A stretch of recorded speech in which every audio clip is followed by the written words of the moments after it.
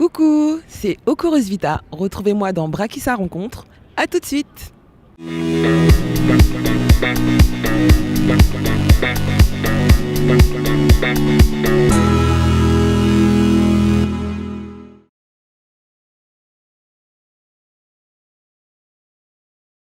Bonjour Rosvita. Bonjour. Alors on est aujourd'hui ici à l'INSEP. Est-ce que tu peux nous dire pourquoi tu as choisi de nous accueillir ici? Écoutez, je vous remercie tout d'abord d'être venu m'interviewer dans ce contexte.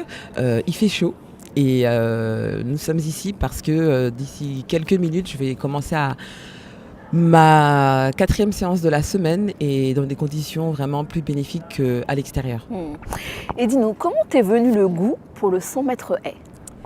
Alors, j'ai commencé l'athlétisme à l'âge de 13 ans et le goût du 100 mètres haies, je l'ai vraiment décelé, en tout cas, je l'ai ressenti en 96 lorsque je regardais les Jeux Olympiques d'Atlanta et surtout Patricia Gérard qui décrochait sa première médaille olympique.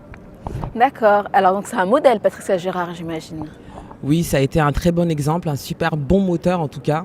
Est-ce que tu as déjà eu l'occasion de la rencontrer? Elle m'a entraînée. Ah, d'accord. Elle m'a entraînée alors, pendant 2 ans et demi. C'est elle qui a réellement lancé ma carrière sportive sur la discipline et surtout d'un point de vue des performances. Alors au championnat d'Afrique d'Assaba, tu as fait 3e au 100 mètres haies et 2e lors du 4 x 100 mètres. Donc 2 podiums. Et qu'est-ce qui t'a manqué réellement pour atteindre la première place?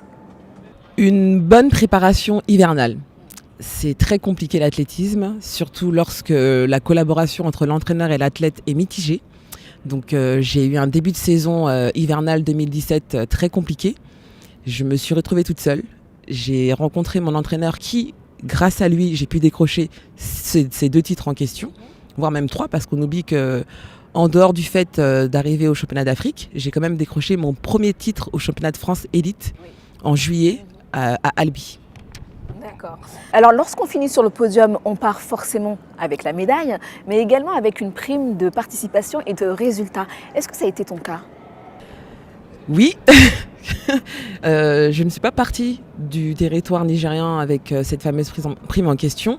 J'ai vraiment dû attendre jusqu'à fin octobre que le ministère des Sports ivoirien me la reverse, mais c'est après avoir relancé à plusieurs reprises mon président de fédération parce que c'est vraiment très compliqué, quoi. Donc, apparemment, c'était pas la première fois que que tu te retrouves dans ce genre de situation? Non, pas du tout. Disons que depuis 2014 que j'ai décroché mon premier titre sous les couleurs du drapeau ivoirien, j'attends toujours des primes, non seulement de podium, mais de participation en plus de bourses qui ne m'ont toujours pas été versées jusqu'à ce jour. Mais est-ce que tu aurais un message peut-être à faire partager à ce moment-là, si on te regarde à ce sujet? Tu as la caméra, donc c'est peut-être le moment d'en profiter Alors tout d'abord, je parle à mon peuple, à toute la Côte d'Ivoire. Je suis très fière ici en France de représenter le pays, mais il faut savoir que c'est très difficile pour moi, tout comme pour tous mes compatriotes athlètes.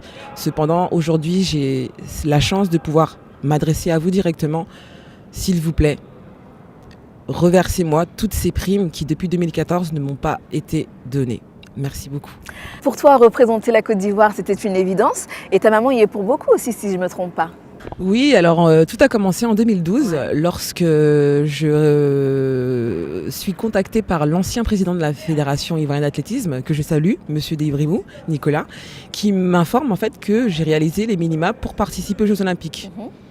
Jamais dans la vie d'un athlète qui débute en fait dans le milieu, qui se passionne, se met en tête un jour de participer à ce grand événement.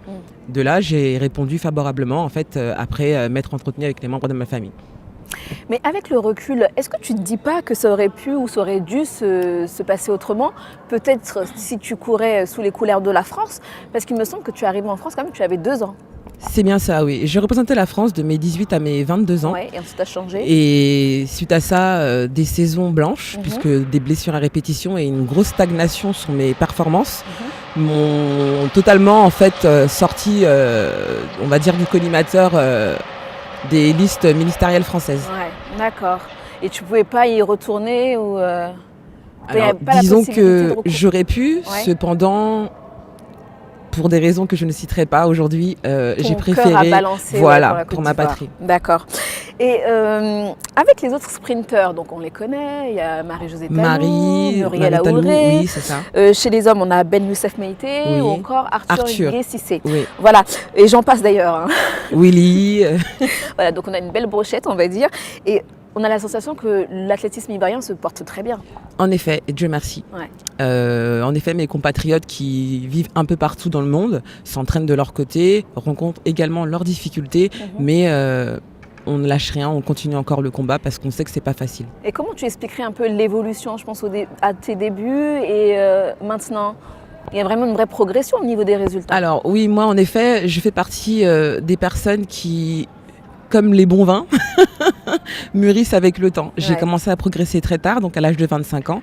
Aujourd'hui, j'en ai 32 et croyez-moi sur parole, je me sens beaucoup plus forte qu'étant plus jeune. On dirait que sur le continent, vos principaux adversaires sont les Nigérians et les Sud-Africains. Est-ce que je me trompe ? Non. Disons que oui, j'ai été battue par une Nigériane qui a un très très beau record personnel. Et la Sud-Africaine, ce n'est que partie remise parce que 2014, ça a été le premier combat entre elle et moi. Mais ce n'est que le début d'un petit commencement. Tu peux m'expliquer ce choix, que vous êtes nombreux d'ailleurs à faire, c'est-à-dire que celui de s'entraîner en France ou en Europe en général, ce n'est pas possible de s'entraîner dans son pays d'origine, à l'image des Américains ou encore des Français. Qu'est-ce qui coince à ce niveau-là ? Alors cela est tout à fait possible, cependant, encore une fois, c'est une question d'argent. À l'image des Américains ou des Français par exemple ?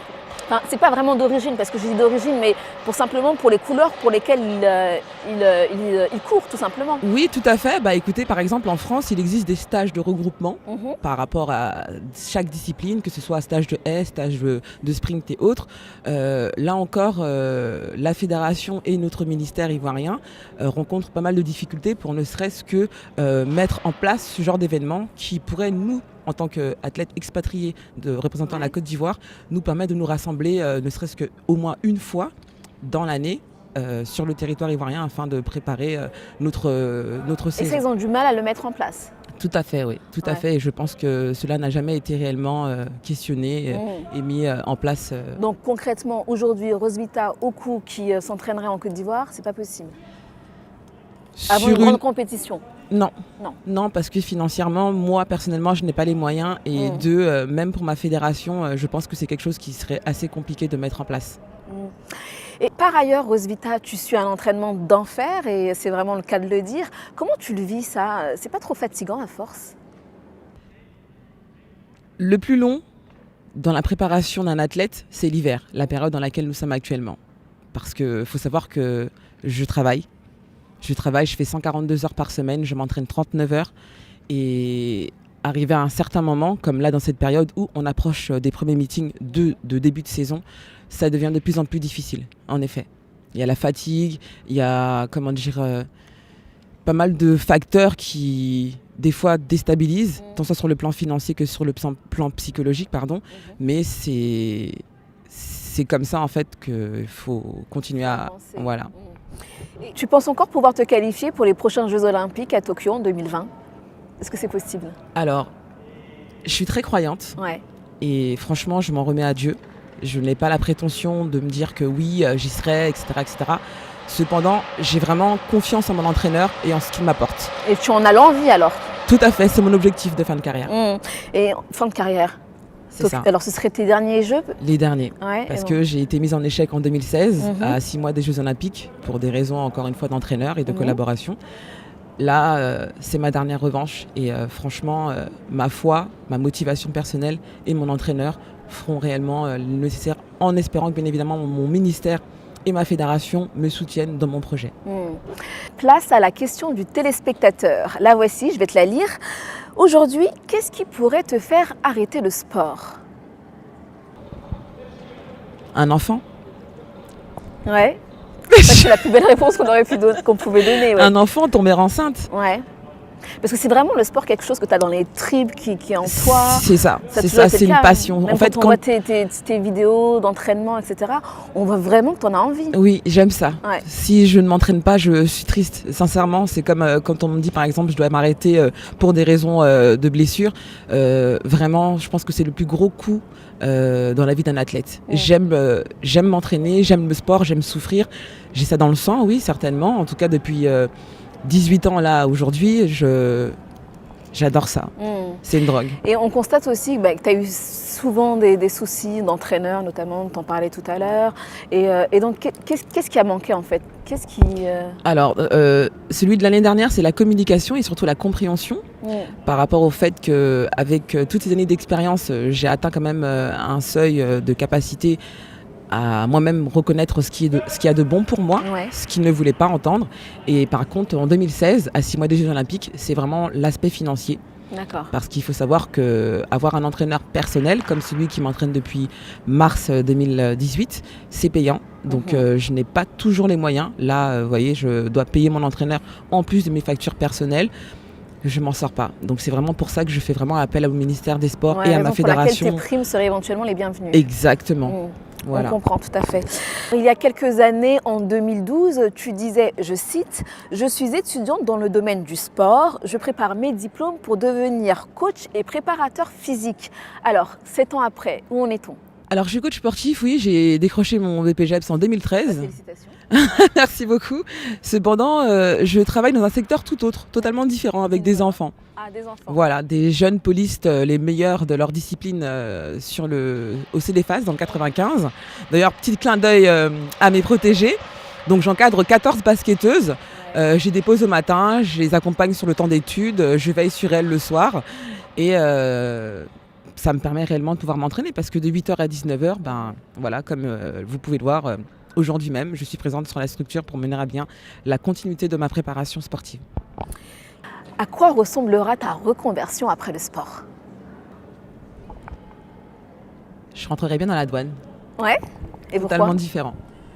Qu'est-ce qui- J'ai du Ouais. caractère. Ouais. Je suis une femme de caractère, ça je pense que toutes les personnes qui regarderont l'interview et qui me connaissent le savent. Donc transmettre en fait ma passion du sport, c'est une chose, mais là je parle réellement de métiers d'avenir dans lequel je me verrais bien évoluer sur le plan social. Donc ce serait terminé pour toi éventuellement toute carrière dans le sport? En tant que coach, entraîneur ou... Ah oui, non, j'entraînerai pas en athlétisme, ça c'est sûr. Ouais, pourquoi? C'est ingrat. Ouais, C'est explique-nous. ingrat.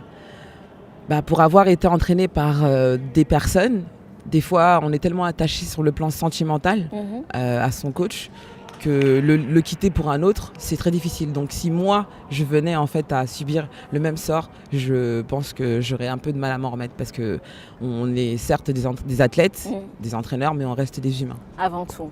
Et pour l'année 2019, qu'est-ce qu'on pourrait te souhaiter sportivement? La réussite, la santé avant toute chose, pardon. Donc la santé, des records battus. Ouais. Et Avec les primes qui vont avec, c'est ça, et des podiums inattendus. on l'aura compris. Bah, c'est tout ce qu'on te souhaite, Rosvita. Merci beaucoup. Je te remercie de nous avoir accordé cet Merci entretien. à vous, c'est très gentil. Merci. Et bien voilà, c'est la fin de Brakissa rencontre Rosvita Oku. On se donne rendez-vous la semaine prochaine pour une prochaine émission sur Stade Afrique. Au revoir.